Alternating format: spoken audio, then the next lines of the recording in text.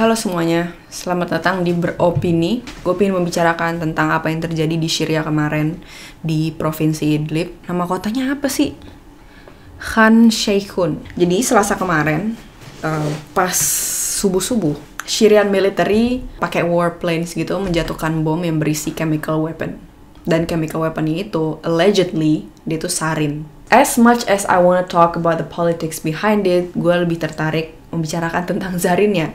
Karena kemarin gue penasaran, zarin ini apa sih? Terus kenapa dia bisa akhirnya dipakai buat jadi chemical weapon? Terus sebenarnya cara kerja dia itu kayak gimana di dalam badan sampai bisa mematikan kayak gitu. Terus ya udah akhirnya gue googling. Fakta yang gue dapatkan adalah zarin itu ternyata ditemukan tanggal 10 Desember 1938 di Jerman oleh satu research group yang ada di perusahaan kayak kimia gitu, namanya IG Farben. Dan nama sarin itu sendiri sebenarnya adalah singkatan dari nama-nama yang menemukan chemical substance tersebut. S-nya itu Schrader, Ambros, Ritter, sama von der Linde. Jadi sebenarnya pada saat itu si research group ini nggak cuma ngebikin sarin, tapi dia juga ngebikin 3 organofosforus verbindung lainnya atau compound lainnya. Dan sebenarnya zarin awalnya bukan buat chemical weapon, tapi ternyata buat ngebunuh serangga. Insektenvernichtungsmittel bahasa Inggrisnya.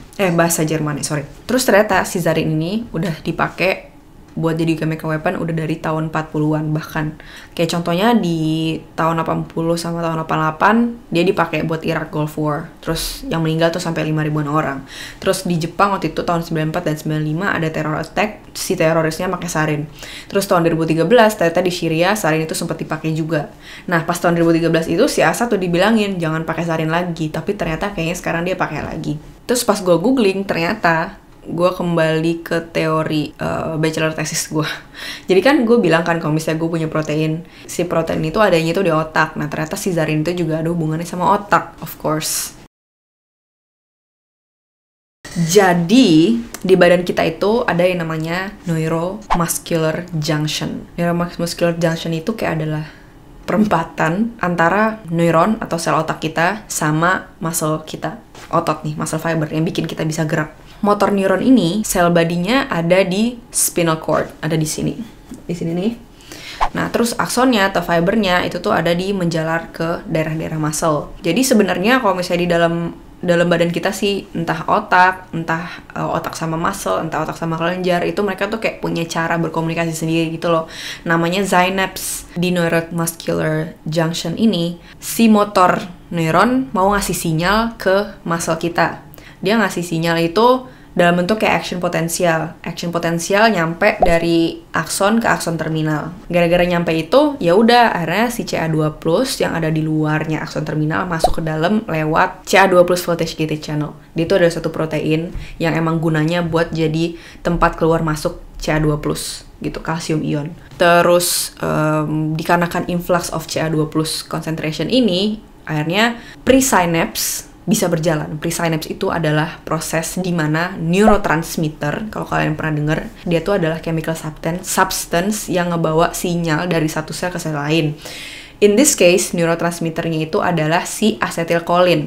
Nah, acetylcholine ini dibawa oleh synaptic vesicle. Anggaplah synaptic vesicle ini sebagai mobil yang nge-transport si acetylcholine buat bisa keluar dari akson terminal dan nanti buat bisa diterima sama si muscle. Terus akhirnya dia fusion sama plasma membran dari akson terminal itu. Ya udah si neurotransmitter bisa keluar. Nah, keluarnya itu ke daerah synaptic cleft. Di synaptic cleft ini ada suatu enzim namanya acetylcholine esterase. Gunanya buat apa? Gunanya buat memecah acetylcholine yang ada di synaptic cleft tadi. Biar dia nggak build up, biar nggak banyak di situ, biar si motor neuron itu nggak terus-terusan ngirim dan biar si muscle cell-nya itu nggak terus-terusan menerima acetylcholine. Nah, kalau misalnya lu keracunan zarin, dia itu bisa ngeblok acetylcholine esterase untuk melakukan hal tersebut. Jadi dia nggak bisa memecah acetylcholine karena si zarin itu ngebikin covalent bond sama si acetylcholine esterase di active site-nya dia.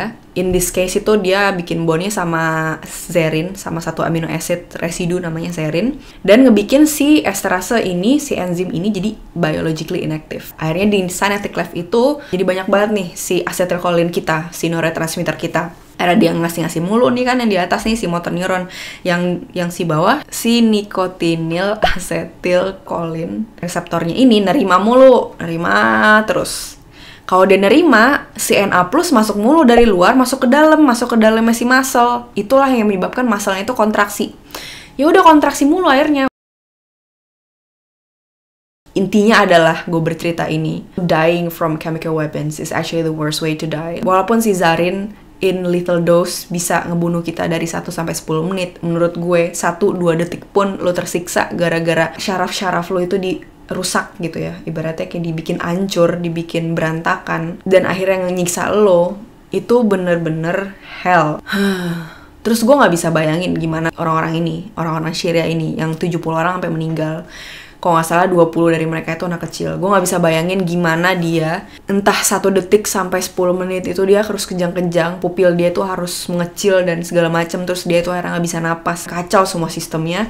Mereka gak deserve untuk disiksa kayak gitu. Dulu gue sering ngebaca kalau misalnya chemical weapon itu adalah the worst weapon. Dulu gue gak ngerti sebenarnya, tapi makin kesini makin gue belajar, dan gue emang di kimia gitu, dan gue tahu ternyata side effect-nya dan bahkan gimana prosesnya bisa bikin kita mati. Itu gue kayak makin bisa relate, dan gue makin ngerasa kalau emang ini parah banget. Dan yang lebih bikin gregetan lagi adalah gue tahu nih semuanya, gue tahu gimana bahayanya, gue aware banget sama apa yang sekarang terjadi kayak yang gue bilang tadi. Tapi di satu sisi gue nggak bisa ngapa-ngapain, bukan cuma sekarang doang, tapi orang-orang yang selama ini jadi korban perang, terus gue ngeliat videonya atau gue ngeliat fotonya di sosial media atau di internet. Gue kesel bukan hanya sama orang yang ngelakuinnya, tapi gue kesel ke diri gue sendiri, dan sebenarnya gue juga kesel sama keadaan kenapa gue nggak bisa ngapa-ngapain, dan gue nggak tahu gue mesti ngapain, karena gue tahu mau gue teriak pun, mau gue nangis-nangis pun depan pembunuh